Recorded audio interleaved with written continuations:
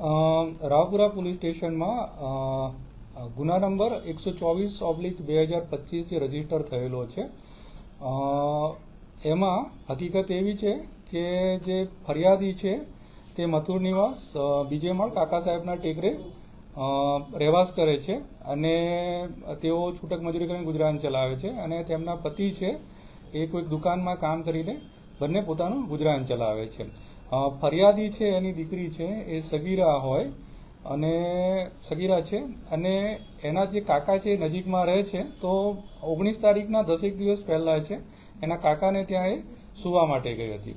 ત્યારે એના કાકાએ રાત્રે 2 વાગ્યાની આજુબાજુ ફરિયાદીના જણાવ્યા મુજબ એની સાથે ગંદુ કામ કરેલ હતું કે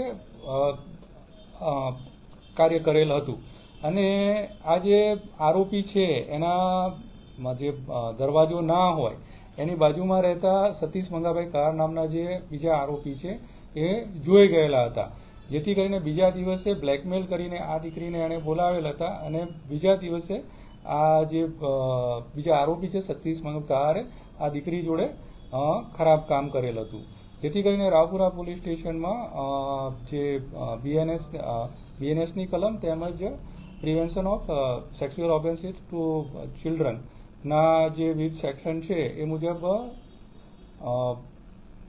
ફરિયાદ દાખલ કરીને આગળની કાર્યવાહી કરવામાં આવેલ છે. એના કાકા છે કાલુભાઈ સુરેશભાઈ કાર છે એ દાંડિયા બજાર કાકા સાહેબના ટેકરાવ રહે છે. અમારી જે અત્યારે જે ફરિયાદ લીધેલી છે અને જે ફરિયાદની જે હકીકતો છે એ પ્રમાણે અલગ અલગ ફક્ત એના ઘરે અને અલગ અલગ ટાઈમે 10 દિવસ સુધી આ રીતે બ્લેકમેલ કરીને આવું કામ કરેલ છે એવું જાણવા મળેલ છે.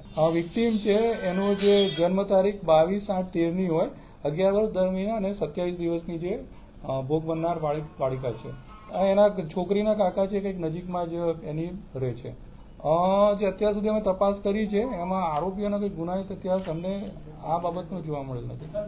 આરોપીના મેડિકલ થઈ ગયેલા છે અને મેડિકલ કરી અને પછી એને છે જે જ્યુડિશિયલ કસ્ટડી છે એમાં મોકલી આપવામાં આવેલ છે.